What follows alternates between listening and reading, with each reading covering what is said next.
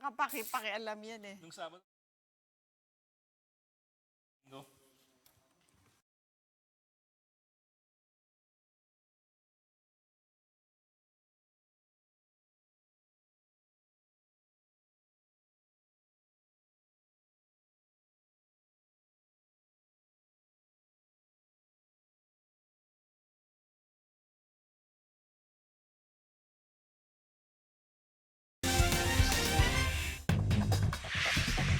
Caught in aksyon sa Muntinlupa nang banggain ng isang kotse ang sinusundang SUV at nakaparadang jeep. Pinagbabaril na pala ng riding in tandem ang kotse. Nakaligtas kaya ang sakay nito? Ang Aksyong Balita, umpisa na! Pahayag ni Pangulong Duterte na gumagamit siya ng marijuana, biro lang daw talaga. Presidential spokesman Salvador Panelo may tip kung paano malalamang nagjo-joke lamang ang Pangulo. Pag yung audience mo tumawa, nagpapatawa ka. Pero kung makita mo reaction ng tao, sumimangot, they will feel offended, ibig sabihin, hindi nagjo-joke yun.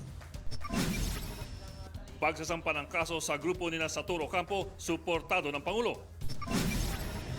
Bawas pasahe sa jeepney, epektibo na ngayong araw. Mga tsuper at pasahero nalilito pa. Hindi ko pa alam kung bumaba na, kaya 10 pa rin po yung sinisingil ko.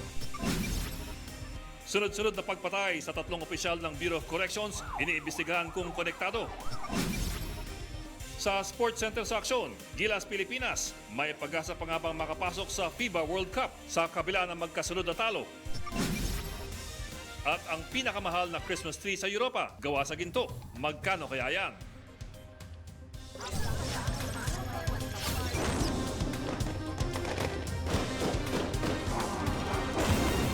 When we know that it's not getting out of hand. You elected me as president, you must have trusted me. Isa pang dalawang sospek. Walang habas na umatras. Ito ang iniwan niyang pinsala. Nakakaloka. Live mula sa himpilan ng News 5, magbabalita ang hepe, Lucy Cruz Valdez.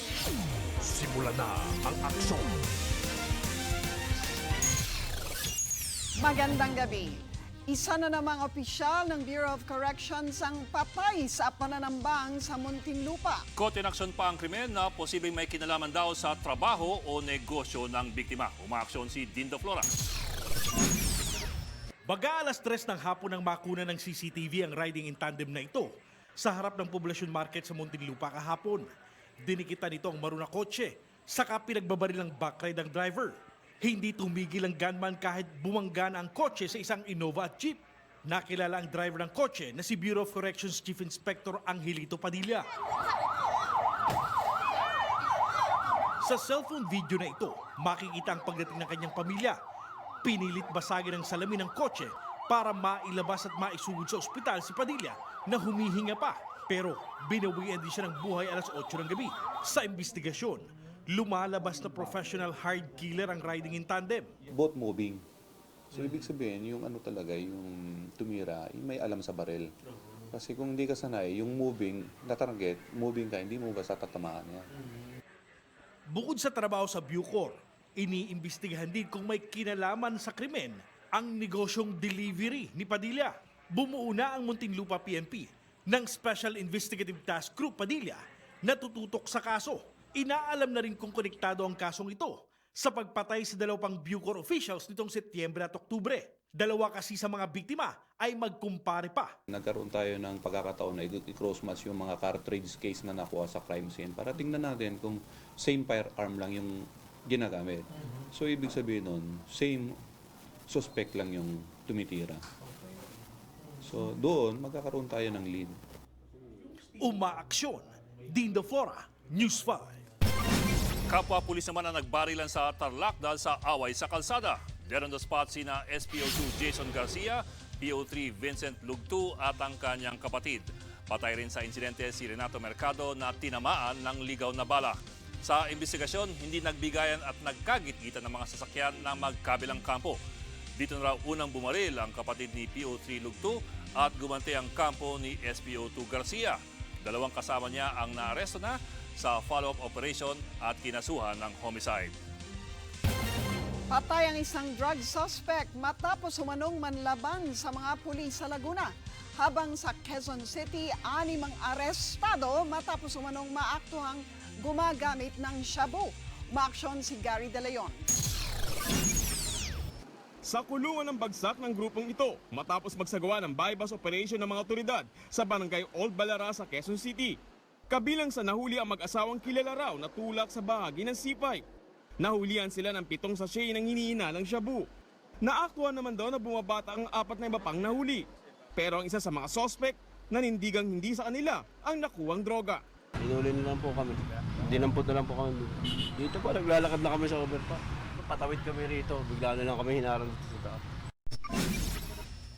Dead on the spot ang 36 anyos na si Wilfredo Gonzalez matapos umanong manlaban sa mga otoridad sa Binyan, Laguna. Nagsagawa ng bypass operation ng mga pulis nang makatunog daw ang suspect at magpaputok ng baril habang tumatakas. Nakuha sa kanya ang 3 sachet ng shabu, kalibre 38 baril at bypass money. Umaaksyon, Gary De Leon, News 5. Hindi raw bibigyan ng pardon ng Pangulo ang 3 pulis na initulang guilty sa pagpatay kay Kian de los Santos. Kasabay po nito, dinepensa niya ang PNP sa pag-aresto at pagsasampa ng kaso laban kina Saturo Campo. Umaaksyon si Maricel Halili. Paulit-ulit si Pangulong Duterte sa pagtitiyak na didepensahan niya ang kanyang mga pulis at sundalo. Pero ibang usapin ang 3 pulis na hinatulang guilty sa pagpatay kay Kian de los Santos na pinaratangang nanlaban at drug runner sa Caloocan. Sabi ng Pangulo, wala siyang balak bigyan ng pardon ng mga ito. No, of course not. Maybe 1 million years from now. Ay, kung 1 billion years, okay na. Malinaw naman daw kasi kung sino ang kanyang mga puprotektahan. Look, ang sinabi ko, I will defend to death my soldier and my policemen if they commit some acts which can be considered criminal, but done in the performance of their duties. Ang siguradong suportado ng Pangulo ay ang hakbang ng mga pulis na kasuhan ng human trafficking at kidnapping ang grupo ni dating Bayan Muna Congressman Saturo Campo. But you must be aware that you cannot remove children from one community to another without the consent of the parents. That is actually kidnapping. Nagreklamo yung mga native. Dagdag pa ng Pangulo, ginagamit lang ng mga komunista ang party list group na Bayan Muna. Bayan is a front of the Communist Party of the Philippines. Kasunod naman ng mga banat, may good news ang Pangulo sa mga empleyado ng Office of the President sa Christmas tree lighting sa Malacanang grounds. Sabi ni Inday, bakit naman kayo Maynila National Capital 40, ang aking bigay doon sa Davao 50. So, hindi tayo magpalugi sa Davao. Umaaksyon, Maricel Halili, News 5. Pabor si Defense Secretary Delfin Lorenzana sa rekomendasyon ng AFP para sa 1 taong extension ng martial law sa Mindanao. Ayon kay Lorenzana, siya mismo ang magpapasa ng rekomendasyon ng militar kay Pangulong Duterte sa kanilang cabinet meeting ngayong araw. Bukod sa patuloy na pagsugpo sa mga terorista at mga rebelde, kabilang din sa naging basehan ng rekomendasyon ang midterm elections sa susunod na taon. We might as well do it continuously kaysa naman magpipister yung problem. Karamihan naman taga Mindanao gusto nila martial law, pati yung mga local officials, the businessmen, and the people, they want martial law. Susunod, bawas pasahe sa jeepney, epektibo na ngayong araw pero mga tsuper hindi pa rin nagbaba ng singil. Exemption order sa paggamit ng bagong terminal sa Parañaque, pineke raw ni LTFRB Chairman Martin Delgra ayon kay LTFRB member Eileen Lizada. Rider na putulan ng binti matapos magulungan ng truck sa Rizal. At medical marijuana bill muling nabuhay matapos ang joke ng Pangulo na gumagamit siya nito. Ang detalye abangan sa pagbabalik na aksyon.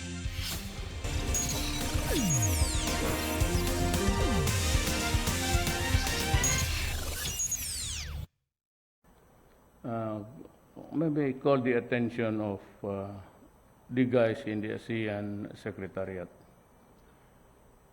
May kopya ba kayo ng ano? When is the next meeting outside?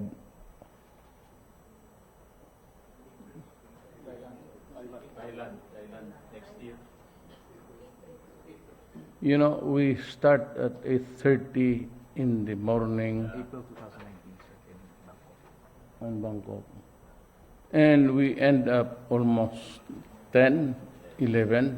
Nandyan may sila lahat. And it's every 30 minutes.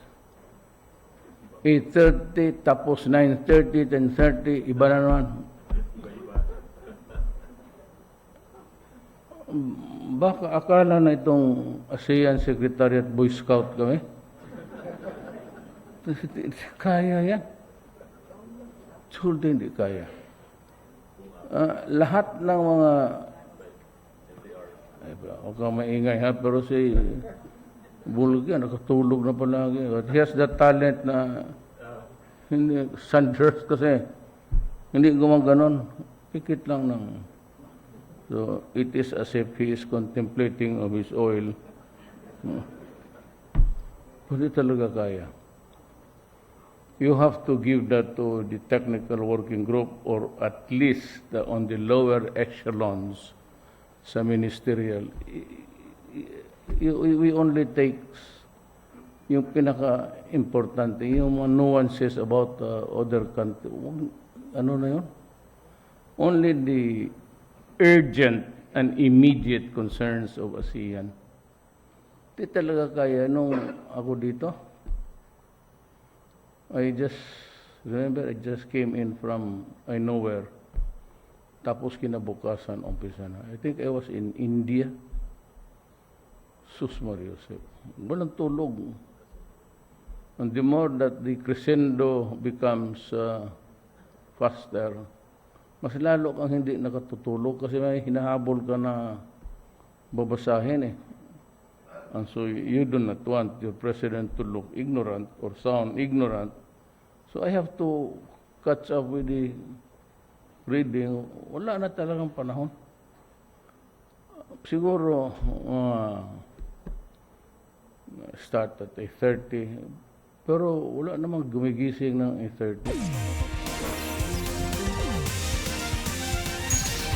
Epektibo na ang 9 pesos na minimum na pasahe sa Metro Manila at ilang kalapit na rehiyon. Pero may mga naningil pa rin ng 10 piso dahil sa kalituhan. Umaaksyon si Gerard de la Peña. Nanggagalaiti ang mga lider ng commuter at transport groups na nagpunta sa tanggapan ng LTFRB. Hindi raw kasi sila naabisuhang kanselado pala ang hearing kaugnay ng rollback sa pasahe ngayong araw. Wala ho kaming kaalam-alam na biglang nireset. No? Wala hong ito'y pagbibigay ng kawalang respeto sa sektor ng transportasyon. Kung i-extend nila to o ipopospone, dapat bigyan kami ng notice. Pwede naman kami text-text lang eh. Paliwanag ni LTFRB Chairman Martin Delgra, kinailangan magpunta ng ilang opisyal sa Senate at House hearing. Nag-abiso rin daw sila kahapon. Pero ang mas inaalmahan ng transport groups ay ang desisyon ng LTFRB na pisong provisional fare rollback sa jeepney, bunsod ng pagbaba ng presyo ng langis. Isang buwan yan matapos aprobahan ng ehensya na itaas sa 10 piso ang minimum fare. Hindi lamang namin pinagbatayan ang pagtaas ng presyo ng langis nung kami nagpetisyon. Ang pinagbatayan namin doon ay yung mga expenses pa na pwedeng nawala sa amin. Halimbawa natin, yung spare part, hindi naman nagkaroon ng pagbaba, bagkus ay tumaas. Kahit si outgoing LTFRB board member Aileen Lizada, hindi sang-ayon sa agarang desisyon.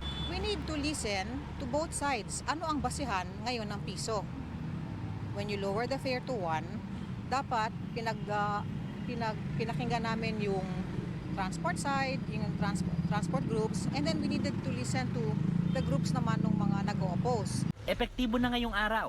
Balik 9 pesos ang pasahe sa jeepney sa Metro Manila at Regions 3 at 4. Pero ang mga driver at pasahero, nagkakalituhan pa. Hindi ko pa lang kung bumaba na kaya 10 pa rin po yung sinisingil ko. Bakit po hindi kayo nagbaba? Wala pa namang abiso, di ba? Ito din alam, may pay-pay pa kasi sir.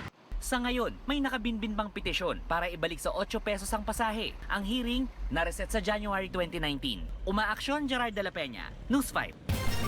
Sinusisi naman sa Senado ang exemption order ng LTFRB para sa ilang bus company na pinapayagang bumiyahe lampas sa Parañaque Integrated Terminal Exchange. Dito ibinunyag ni outgoing LTFRB member Aileen Lizada na pineke umano ni Chairman Martin Delgra ang nasabing memo. Maaksyon si Patricia Mangune. Sa huling araw niya bilang board member ng LTFRB, humarap sa Senado si Attorney Aileen Lizada para isiwalat ang anyay anomalya sa ahensya. Anya, pineke ni Chairman Martin Delgra III ang Memorandum Circular 2018-022 na nagtatalaga ng exemption sa paggamit ng Integrated Terminal Exchange o PTEX ng mga bus. Ang mga bus na exempted pwedeng pumasok sa Metro Manila. Ipinakita niya ang pagkakaiba ng unang draft na may pirma niya at ang final version na hindi raw dumaan sa kanya. Where are my initials here? Where? It's not there. Next. And ang dapat doon nandito ay yung sana silang dalawa na lang ang nag-sign at nilabas nila yung inex ko. Pero kinabit pa rin nila yung dissenting ko dito. Ayon pa kay Lizada, nagsumiti pa siya ng dissenting opinion o pagtutol sa unang draft ng memo. Pero minadali raw ang pagpapatupad ng memo. There is manifest partiality to some bus operators, causing undue injury to other bus operators in the amount of lost income nila. Effective immediately. I raised Section 2, Article 2 of Civil Code and Administrative Code, and I said kailangan ho ng 15-day publication because they wanted it immediately. Pinabulaanan naman ni Delgra ang akusasyon ni Lizada. Nothing was changed except the second. And therefore, based on what was told to her, we had it the last page of the first draft was transferred to the second draft, as well as in fact she was informed. Wala pong ibang revision except the second page. Paliwanag ni Delgra, kapakanan ng commuters pa rin ang habol nila. Kung merong napapaboran, it becomes incidental. Wala tayong sinasabi na may pinapaboran. Ang ibig sabihin dyan, alam ko saan patutungo yung kwento na yan eh. May pinapaboran, sino, magkano, wala na kami dyan. That's why I'm very emphatic that there is no corruption here. Pagtatanggol naman ng DOTR, ang commuters ang mahihirapan kapag lahat ng bus galing south ay hindi napapayagang pumasok sa Maynila. We saw that kapag pinutol lahat yung provincial buses in PTEX, there's not enough supply of city buses going inside Loton area. For example, if we cut Dasmariñas, if we cut Bacoor, if we cut Imus, hindi yan kakayanin ng existing city bus going inside Loton. And that is what is happening now. We saw a lot of commuter demand na natigil sila dun sa area na yan dahil nga insufficient yung city bus operations going inside Loton. Nakiusap naman si Senate Committee on Public Services Chairman Senator Grace Poe na alisin na ang exemption. I-roll out muna ninyo according to planned. Pagkatapos nitong holiday na to, dapat meron na kayong palit ng polisiya dyan. Wala naman akong kinakampihan dito. Lahat naman ayoko lang merong dehado. Umaaksyon. Patricia Mangune, News 5. Putol ang binti ng isang rider matapos magulungan ng truck sa Rizal. Hindi raw kasi napansin ng truck driver ang motor sa harapan. Umaaksyon si Ryan Ang. Kuha sa dashcam ang rider na ito sa E. Rodriguez Highway sa Montalban, Rizal kahapon. Pumunta siya sa unahan ng isang 10-wheeler truck. Pero pagliko ng truck, natumbok ang motor at nagulungan ng rider. Natakbo agad sa ospital ang rider pero naputol ang kanyang kanang binti at may tama rin ng kaliwa niyang binti. Will undergo major surgery yan dahil grabe yung niya, putol yung paa. Although naman siya, buhay naman yan. Ang driver ng truck si Romero Mateo, todo hingi ng tawad matapos sumuko. Nagsisisi po, humihingi po ako ng pangmanin dahil hindi ko naman po kagustuhan yun. Hindi ko naman po napansin na may motor po. Payo ng otoridad sa mga nagmomotor, iwasan dumikit sa mga truck. Dito kasi sa Montalban, siyempre dito ang ang hauling ng mga gravel and sand. Ang bansa kanila dapat Hindi sila siguro didikit sa mga ganun dahil hindi natin masisirin yung driver minsan dahil sa taas ng hindi mapapansin yung height ng sa baba na maliliit na gaya ng mga motor. Umaaksyon. Ryan Ang, News 5. Kasunod ng joke ng Pangulo, planong buhayin ng ilang mambabatas ang panukala para gawing legal ang medical marijuana sa bansa. Maaksyon si Royce Snagi. It's a killing activity. And I think my age, ako hindi masyado. Kasi nagmamariwana ako para magising. Tumaas ang kilay ng marami sa pahayag ng Pangulo kahapon na gumagamit siya ng marijuana para manatiling gising sa ASEAN Summit noong Nobyembre. Pero binawi rin niya ito nang tanungin ng reporters kung seryoso ba siya sa kanyang sinabi. Plastic na marijuana ang ginamit ko. Alam mo naman, nagpapatawa talaga. Sabi ng palasyo, hindi raw pampagising ang marijuana kaya talagang joke lang daw ang sinabi ng Pangulo. Ang test mo doon, pag walang logic, patawa ka. Pag yung audience mo tumawa, nagpapatawa ka. Pero ang ilang kritiko hindi natawa, lalo't marami na raw ang nasawi sa war on drugs ng gobyerno. Whether he uses marijuana or not, whether it is a joke or not, it's beside the point. The fact stares us on the face that the drug war is a failure. Nakakita naman ang pagkakataon ng isa sa principal authors ng medical marijuana bill na si Akbayan Representative Tom Villarin para isulong ang kanyang panukala. For his medicinal, he's in chronic pain, suffering from chronic pain. I think hindi naman dapat ikinahihiya ng presidente na yung paggamit ng marijuana as medicinal. Naisa lang na sa plenaryo ang medical marijuana bill pero natigil ang deliberasyon nito nang magpalit ng liderato sa Kongreso. Pero dahil sa biro ng Pangulo, hihilingin na ng ilang mambabatas na ipagpatuloy ang pagtalakay sa panukala. It might be retrieved from the archive because the statement of the president that he has taken marijuana is an endorsement of the marijuana medical marijuana bill. Suportado rin ng Malacanang ang pagpasa ng medical marijuana bill. The president has already made a statement on that prior. He said for purposes of medicine to heal, he's in favor. Ginagamit talaga yun. Pero siyempre controlled yun, regulated. Pero nanindigan ng palasyo na hindi kailanman gumamit ng marijuana ang Pangulo. Everybody is entitled to a joke. Yeah, without taking into Even consideration. presidents are entitled to jokes. Umaaksyon, Royce Snagit, News 5. Ay mga kapatid, posibleng matagalan pa bago natin maramdaman ng simoy ng Pasko. Umiiral pa rin kasi ang easterly sa bansa. Ano po yun? Ito po yung mainit at maalinsangang hangin na galing pong Pacific Ocean at ayon po sa pag-asa. Sa Biyernes pa, inaasahang babalik po ang hanging amihan. Pero sa Northern Luzon pa lang ito mga kaapekto.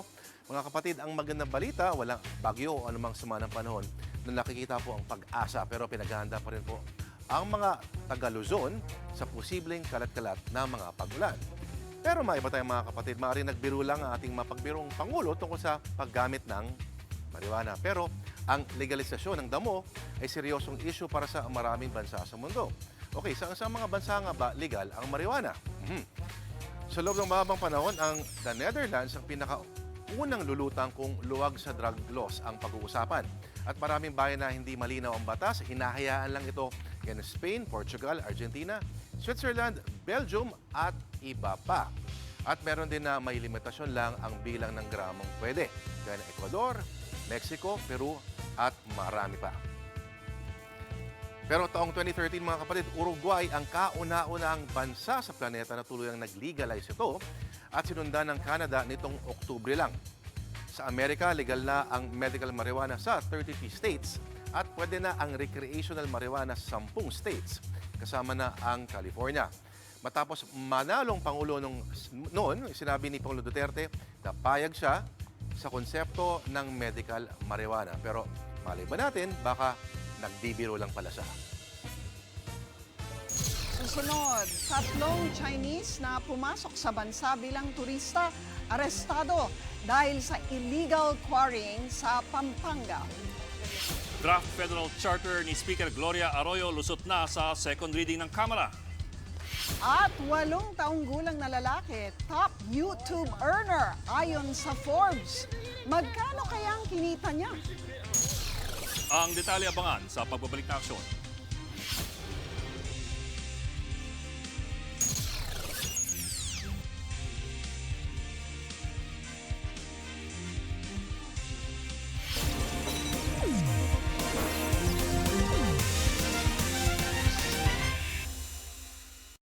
Before anything else, before reading this, ulan to? Dalawang page, 2 pages. I remember fondly well si Ma'am Miriam. And of course, the many times that we saw each other in public, they spent time just to greet me and strike a conversation. I think once was in the Triple V at lumapit ako, magsabi ako na, Ma'am, magandang, you were eating with, I think you had dinner sir there. And during the campaign, she was campaigning for me, I was campaigning for her in short. So, magandang laro yun. And simply because I hesitated to ask questions because I would not be able to answer her correctly. And I was more or less hesitant that I'd be corrected in public, even in the question itself. So I just said, how can I ask a question from a learned human being? Well, of course, kaibigan talaga kami ni Ma'am.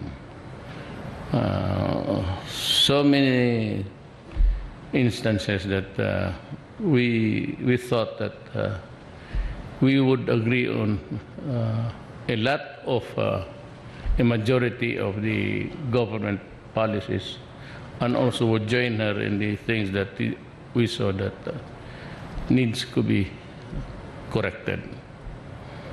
Today we are gathered here as one grateful nation to honor an esteemed lawmaker, constitutionalist, and stateswoman, our beloved Senator Miriam Defensor Santiago. I am deeply honored to lead the Filipino people in conferring to the late Senator the Quezon Service Cross, the highest recognition for outstanding civilian service by the Republic of the Philippines. Senator Santiago dedicated her life to public service for almost 50 years, holding the distinction of serving in all three branches of government throughout her stellar career.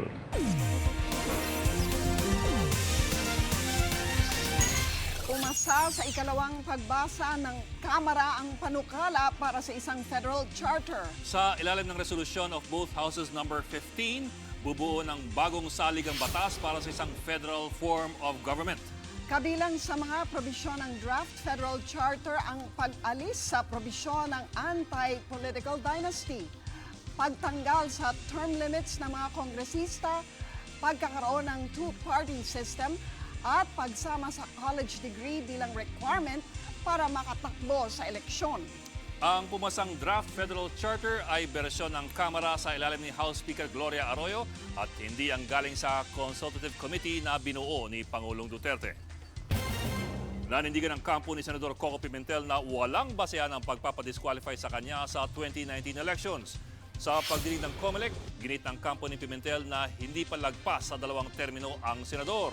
Ito'y kahit pa nanalo siya sa electoral protest laban kay Senador Mig Zubiri noong 2011 at muling nahalal noong 2013. Pero giit ng petitioner na si Attorney Ferdinand Topacio, natapos na ni Pimentel ang unang termino niya noong manalo siya sa electoral protest. Kaya nakakadalawang termino na raw si Pimentel. Yan din ang argumento ng isa pang petitioner na si Attorney Glenn Chong. Pero sagot ng kampo ni Pimentel, Pinunan lamang niya ang nalalabing taon ni Zubiri sa Senado noon. 2007. Kasi nung sinabi ng SET na siya ang nanalo noong 2007, yun ang unang term niya.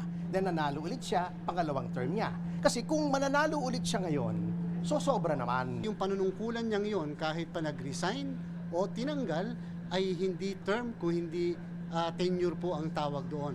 At recently po may decision kasi ang Korte Suprema na sinasabi ng Supreme Court basta hindi napaglingkuran ng eksaktong 3 taon o 6 na taon in the case of the national candidates at yung pagka-interrupt na yon ay hindi niya kasalanan, wala siyang consent, hindi siya nag-resign, yun po ay hindi i-consider na isang termino kung hindi tenure lamang. Sinalakay ng NBI ang illegal quarrying site sa Porac, Pampanga. Kabilang sa mga naaresto ang 3 Chinese na nagtatrabaho sa bansa kahit na walang working visa. Maaksyon si Marlene Alcaide. Sa malawak na lupain ito sa Porac, Pampanga, naabutan ng NBI Environmental Crime Division ang iba-ibang equipment na ginagamit sa umano'y illegal quarry operations. Dito na rin naaresto ang 30 katao kabilang 3 Chinese na nagtatrabaho bilang mga minero sa quarrying site. Sorry po. Ang 3 banyaga napag-alamang pumasok sa bansa bilang mga turista at walang kaukulang permit para magtrabaho sa quarrying operations. We're working or we're the ones operating the heavy equipments, particularly yung tinatawag nating vibro equipments. Ito yung sa mineral processing mismo at saka yung mga payloaders. Inireklamo ng mga katutubo sa lugar ang illegal quarrying operations na ginagawa raw sa kanilang ancestral domain. Lumabas din sa investigasyon na walang kaukulang permit ang quarrying site. Initially, it would appear na meron silang permit, but what they are using are those issued by the provincial government. Hindi po pwede at hindi sasapat ang ganitong mga permits kasi ang areas of operation nila ay more than 5 hectares. Aside from that, they are into mineral processing operations, which requires the permits and coming from the Mines and Geosciences Bureau. Na-recover rin ng NBI ang nasa 1 bilyong pisong halaga ng minerals at mga gamit sa quarrying tulad ng mga truck at iba pang heavy equipment. Maharap sa kasong paglabag sa Philippine Mining Act at Indigenous People Rights Act ang mga nahuli at ang mga nasa likod ng quarrying operations. Umaaksyon, Marlene Alcaide, News 5.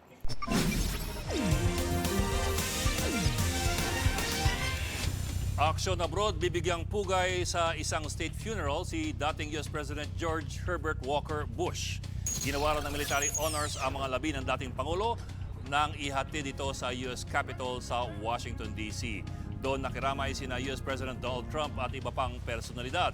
Marami naman ang naantig sa larawan ng aso ni Bush na si Sully na tila nagluluksa sa tapat ng kabaong ng kanyang amo.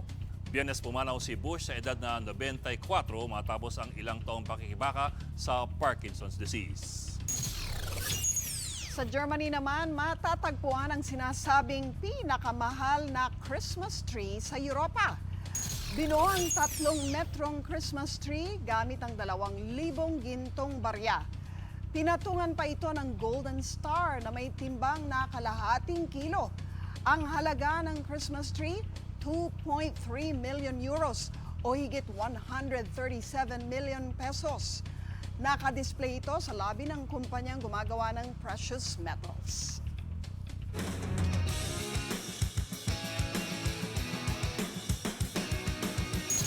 Sa Sports Center sa Aksyon, inamin ni Gilas Coach Yengyao na nagkulang sa chemistry at maturity ang Philippine team sa back-to-back losses nito sa 5th window ng FIBA World Cup Asian Qualifiers. Kasunod ng masakit na 70-78 loss kontra Iran kagabi, sinabi ni Coach Yeng na natalo ang Gilas dahil sa mga crucial turnovers sa huling minuto ng 4th quarter. Kabilang dito ang mga foul at passing miscues na nauwi sa 9-0 endgame run ng Iran. Ikinatalo rin daw ng team ang pagbibigay ng maraming free throw at offensive rebounds sa kalaban. Mungkahi ni Coach Yeng magkaroon ng mas mahabang preparasyon at permanenteng 15-man lineup na mag-e-ensayo ng matagal imbis na bumuo ng training pool. Hindi pa rin daw na pag-uusapan kung ibabalik na si Andre Blatche sa 6th window sa susunod na taon. Sa kabila nito, naniniwala pa rin si Coach Yeng na kaya pa ng Pilipinas na makabalik sa World Cup. I still feel this is a good team. I still feel this is a strong team. I still feel that if the chances are slimmer going to the World Cup, but I still feel we can do it. Alam ko kaya pa rin natin. Nasa 4th place na ngayon ang Gilas na may 5-5 record sa Group F. Ibig sabihin, dapat masweep na nito ang dalawa pang laro kontra Kazakhstan at Qatar sa huling window sa Pebrero para umangat sa 7-5. Dapat ding matalo ng Iran ang Japan na may 6-4 record ngayon para mabawi ng Pilipinas ang 3rd place sa Group F via superior quotient. Ang top 3 lang sa Group F ang aabante sa World Cup. Posible ring makapasok ang Gilas bilang best 4th place finisher, pero depende ito sa magiging standing ng China, Lebanon at Jordan sa Group E ng torneo.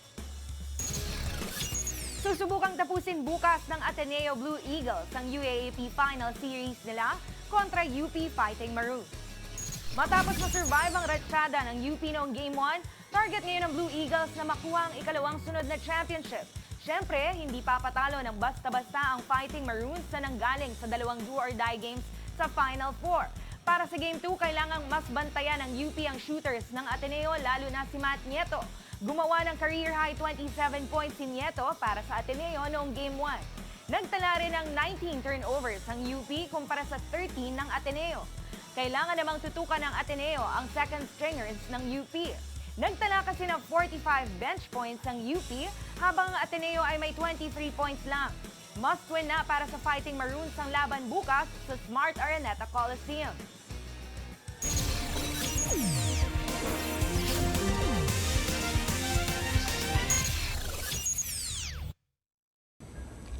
One breadwinner, one father in the family or a son or the others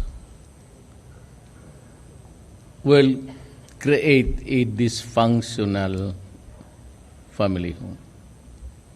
And if you look into and count the so many victims, you would see and realize that in their wake of pushing drugs, trafficking drugs, they have created sa ating society so many dysfunctional families now.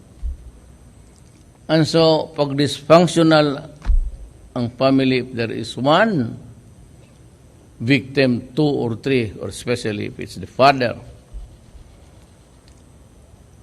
ang problema is exponential. Ang mga bata hindi na makaaral. Some, they have to look for other ways to survive because the father is already an addict. Not to think for me to worry about this human rights, about the life of how many? 20s. Put it at 70. And I said, the hurt and sorrow for the 1,600,000 pegged by the police kay Bato, panahon ni Bato. These are the guys who are reduced to slavery by a drug called shabu. And they are rendered inutil for the rest of their lives. And if it's a father of the family or the mother of the family, then you have so many totally dysfunctional family. That is why I said this is just a matter of police operation. It is really a war against people who destroys a country. Can you imagine 1,600,000? Sabi na 3 million was too much. Alam naman ninyo, sobra yan. Hola mga kapatid, halos 2 linggo na lang bago ang Miss Universe pageant, pero ang ating pambato na si Catriona Gray stress-free pa rin daw. Enjoy lang si Catriona sa paglilibot sa Thailand. Sa kanyang latest post, nakuha sa Royal Palace, very elegant siya sa kanyang hot pink suit. Obra ito na Filipino designer na si Erwin Flores. proud raw si Kat na isuot ang mga gawa ng Pilipino. Korean in love talaga with yung mga textiles natin, with our fabrics, with our silhouettes and our history, and even our accessories, our national stones, and just everything Filipino. I think it makes me proud to be able to showcase that to people, because so many people, even the other girls, keep asking, what is that fabric? Or is that a golden pearl? I've never seen a golden pearl before. They were interested. Yes, so and that makes me proud. Inilabas naman ng Forbes ang top-earning YouTubers ng taon at ang nangunguna mga kapatid, isa pong 8-year-old. Kilalanin po natin si Ryan, ang star ng Ryan Toys Review Channel na kumita lang naman ng $22 million o nasa 1.1 billion pesos po. Dahil lang yan sa kanyang viral videos ng paglalaro at toys unboxing. 2015 nagsimula ang channel pero lumobo na po sa higit 17 million ang kanyang subscribers. Tinalo ni Ryan pagdating sa kita ang ilan sa mga pinakasikat na YouTubers. 5 sa top 10 ay mga video game content ang inilalabas. Bukod sa dami ng views, kumikita ang mga YouTubers sa pamamagitan ng advertisement at paid contents. Pinangalanan na po ang mga winner ng 2018 edition ng Philpop Music Festival. Tinanghal na Grand Champion ang nanay-tatay ni Chud Festejo. Nakuha rin ng nanay-tatay ang Best Music Video Award na Handog ng Maynila. First runner-up si Ferdinand Aragon para sa kantang Di Ko Man. Habang second runner-up ang Ako Ako ni Jack Buenafe. Ito nga ang sample mga kapatid ng winning piece.